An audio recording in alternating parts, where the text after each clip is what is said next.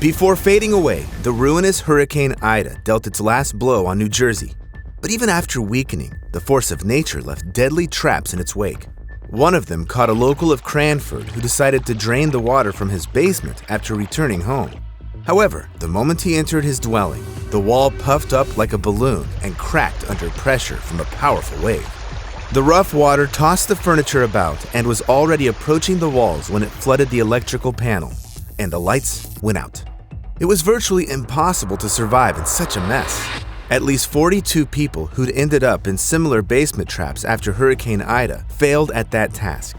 However, the man in the video got incredibly lucky since at the moment of the burst, he was standing on the stairs that led to the basement, so he didn't die on the spot. During the 10 seconds when the water was flooding the room up to the ceiling, he was screaming at the top of his lungs. Miraculously, the man's family heard him and managed to save him in time. But this will be the only story in this video in which the victim survives, since, from now on, I'll be telling you about fatal tragedies that no one could have seen coming and that couldn't have been prevented. So, viewer discretion is advised. Tim Samaras and his son Paul and his colleague Carl Young had a job most folks can only dream of. They were producing their own show for the Discovery Channel and were dubbed Storm Chasers. Would you like to at least once feel the raw power of nature when a tornado goes swirling by and you're not running but shooting unique footage of it? Let us know in the comments. This kind of work can rightfully seem extremely dangerous or even reckless, but Samaras wasn't just a regular guy. Even before coming of age, he became a masterful amateur radio operator and got proficient in Morse code. Right out of high school, he started working for the University of Denver Research Institute, and at 20, Tim got headhunted by the Pentagon. He built weapon systems, studied explosions, tested planes for Boeing, and investigated air crashes. Samaras also made the Guinness records since he recorded the most dramatic atmospheric pressure drop in history a minute before a giant tornado was formed. In his storm-chasing career, he tracked over 125 tornadoes by covering over 56,000 kilometers each season with his team. So now you understand that Samaras was a top-notch professional. On May 31, 2013, an opportunity arose for him to test infrasound tornado sensors that were still under development. On that day, the widest tornado ever recorded was spotted in El Reno, Oklahoma.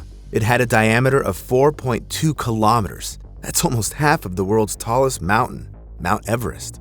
So Samaras couldn't miss out on catching a monster like that and rushed toward it. However, the events that ensued took everyone by surprise. All of a sudden, the tornado made a sharp turn in the direction of Samaras and his team. Apart from that, it accelerated by 65 kilometers per hour in just a few minutes. And in 2 seconds, it got 2.5 times wider. Moreover, the tornado hid its actual size behind a wall of trash and a torrential rain. So Samaras didn't even know he was heading toward a deadly trap. The moment he started suspecting his team was getting into trouble, it was already too late. The tornado caught Samaras' car into a whirlwind going at 475 kilometers per hour, which is just 2.6 times slower than the speed of sound. The men in the car only had time to shout that they were gonna die, and then their vehicle got slammed into the ground. When the police got to the crash scene, it turned out that the tornado hunter's car had been crumpled like a piece of paper. There were no survivors. It might seem very reasonable to assume that chasing tornadoes is obviously a potentially deadly job. But actually, the demise of Tim and Paul Samaras and Carl Young became the first recorded case of professional hunters, or meteorologists, dying of a tornado. This tragedy made all storm chasers question their safety. They started studying the El Reno tornado to make sure such a disaster would never repeat itself, as when something happens to the cream of the crop, it always seems to be the most unexpected. Although a Serbian man, Lazar Dukic, was young, he'd already had almost 10 years of professional CrossFit experience under his belt. In 2021, he had his debut at an annual international competition called CrossFit Games, becoming the first ever representative of Serbia. In the 2 years that followed, he kept confidently taking top places. At the 2024 competition, Dukic was accompanied by his brother, but instead of the triumph of someone close to him, the brother was forced to witness the worst horror in his entire life. On the morning of August 8th, Lazar was participating in a joint competition involving consecutive running for 5.6 kilometers, followed by a swim of 800 meters. Lazar had already entered the water and covered almost half the distance when something suddenly went wrong. It looked like he started thrashing about in the water, making little turns and trying to keep his head above the surface. But the man didn't struggle and didn't call for help. Instead, he just disappeared under the water. It looked like no one had seen this. Although 2 lifeguards were standing on stand-up paddleboards on both sides of Lazar, only when all athletes had finished the swimming leg of the competition did they notice that Dukic was nowhere to be found.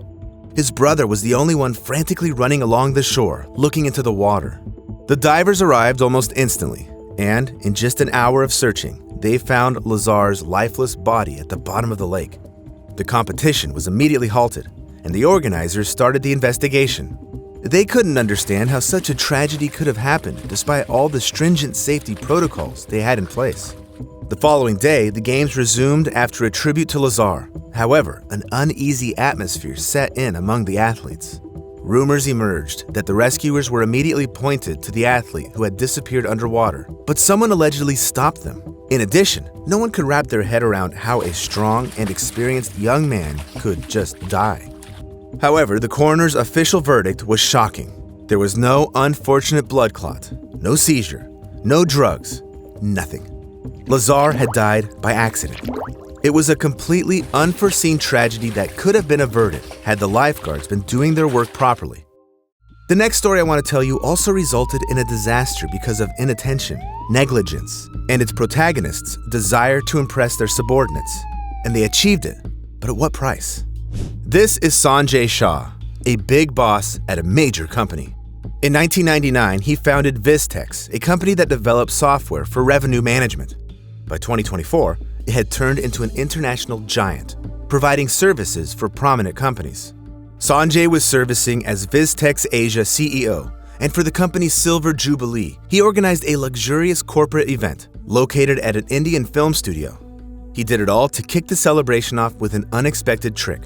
So, after all 700 guests had arrived and fireworks were lit under the stage ceiling, they were attached to a crane decorated to look like a hot air balloon. In it, there sat CEO Sanjay Shah and the president of the company, Raju Datla. They were happily waving at their employees. They were supposed to be lowered from the ceiling onto the stage, thus officially starting the celebration. But instead of that, the rope of the crane snapped and both men fell. Below them were 4.5 meters of air and a concrete floor, on which the men ended up in less than a second, all in front of 700 people. Both sustained serious internal organ injuries and bone fractures all over their bodies. On the following day, Sanjay Shah passed away in the hospital. As for Datla, he continued fighting for his life after a complex traumatic brain injury. Months passed, but despite him getting the best possible treatment, his condition didn't improve, so he died as well. The stunt involving being lowered from the ceiling might have been a bit too extravagant, but why not indulge in it? However, could the company have spared the lives of the 2 men executives if the structure's safety had been checked by specialists in advance? I don't have any answers to this question, as the incident was ruled to be just an unusual accident. No mentions of a faulty mechanism or a human mistake. It's this randomness of the accident that's truly terrifying, since you can just be walking the street and suddenly die, surrounded by countless other people who will remain unharmed. That's exactly what happened in the Malaysian capital of Kuala Lumpur to Vijay Lakshmi Gali. She and her family had arrived from India, and on August 23, 2024, the woman was just on her way to a mosque. 3 other passersby were walking before her, and in front of them, there was a bench with people on it, taking up half the sidewalk. The other pedestrians passed a meter from the bench, and Vijay was just moving past it when suddenly a sinkhole opened underneath her, and she disappeared into it. One of the men sitting on the bench also started slipping into the hole. He tried grabbing the edge of the sidewalk, but it kept crumbling under his arms. Everyone around rushed to the poor man, and together, the passerby managed to pull him out of the hole. The opening was 8 meters deep, but there was no trace of the vanished Vijay. At first, 15 firefighters with escalators arrived at the scene, but very soon it became clear that they were critically insufficient. The rescuers dug a giant hole, but there was still not even a trace of the missing woman. The firefighters could neither squeeze between the concrete slabs nor move them from their place. Apart from that, there turned out to be a sewage system in the hole, and the 2 divers who tried to climb inside it were faced with strong currents. solid waste, and things you really don't want to hear about. Finally, after a 17-hour search, the rescuers found Visha's slippers in the crater. Almost no one had any hope of the woman still being alive, but her body could still be found. Or not. The operation involved over 110 rescuers, robotic cameras, and a canine unit with service dogs. However, even in 8 days, the situation did not improve, so the search was officially terminated.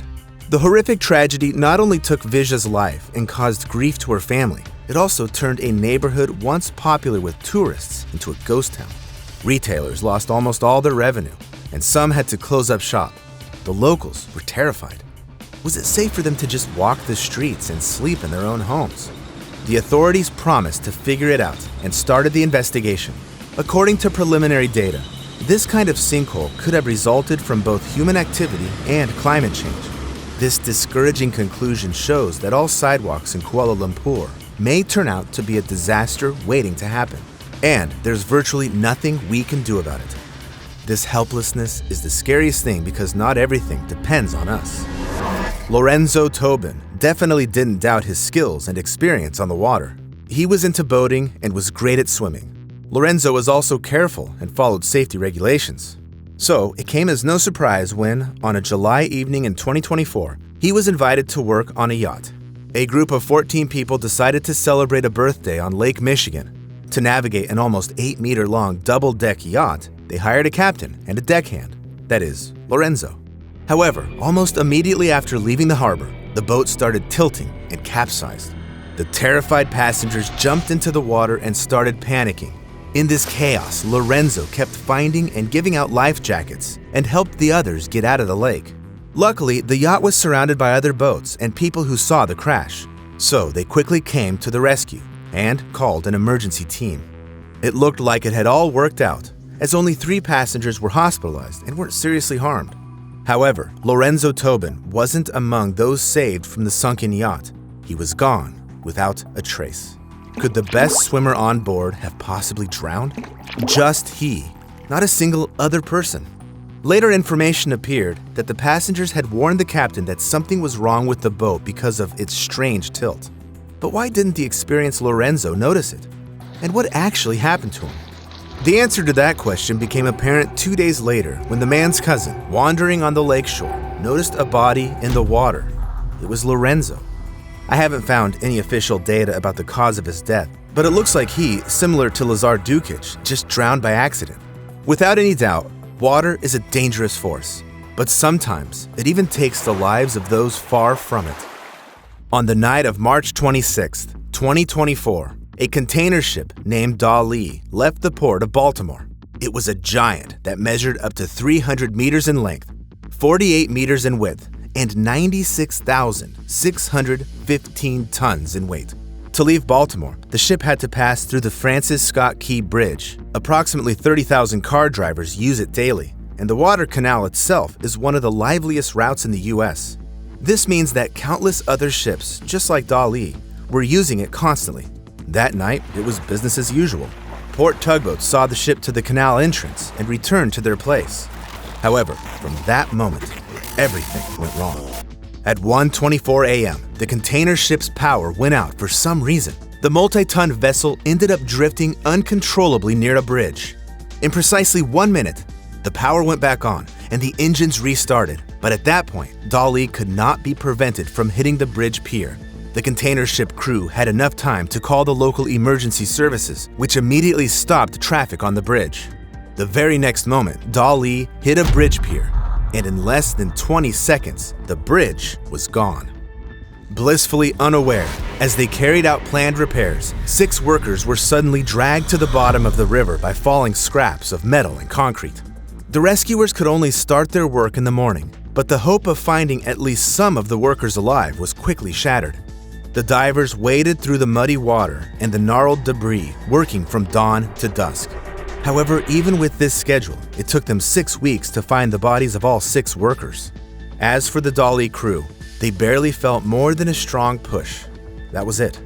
But as it turned out, they knew there were issues with the ship all along. There had already been 2 power failures in the port of Baltimore, one of which was caused by the crew's mistake. To make matters worse, at the moment of the disaster, Dali was being steered by a novice pilot.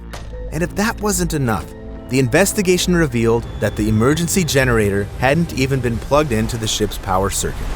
Yes, the repair workers being on the bridge that fateful night may seem like a tragic accident, but there were also people responsible, those who allowed a visibly faulty container ship to leave port. None of us can protect ourselves entirely from tragic accidents, but we can, A, take care of our own safety, B, carry out our responsibilities properly, and C, hit like on this video and subscribe to the channel. Not very modest of me, I know, but life can be unexpectedly dangerous, as you've just seen.